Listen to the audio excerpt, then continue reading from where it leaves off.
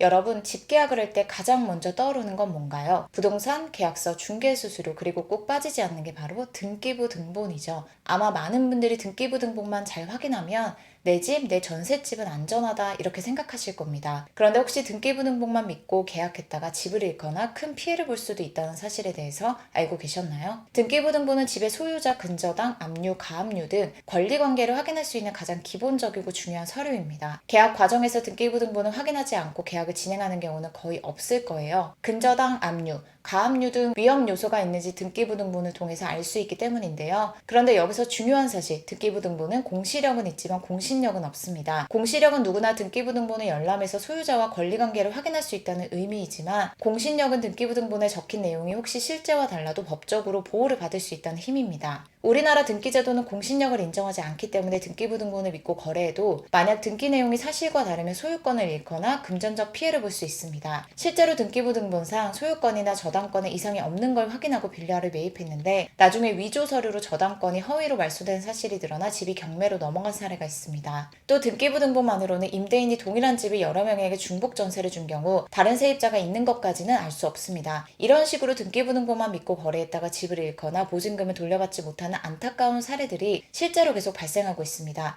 등기부 등본은 부동산 계약에 반드시 확인해야 하는 기본 중에 기본이지만 이 서류 하나만 믿고 계약을 진행하는 건 생각보다 위험할 수도 있다는 점도 꼭 기억해 두세요. 그렇다면 등기부 등본 외에 내 소중한 집과 보증금을 지키기 위해 또 어떤 점을 확인해야 할까요? 다음 영상에서는 계약 전에 미리 위험한 임대인을 걸러낼 수 있는 아주 중요한 방법에 대해서 안내 드릴 테니 꼭 끝까지 시청해 주세요. 감사합니다.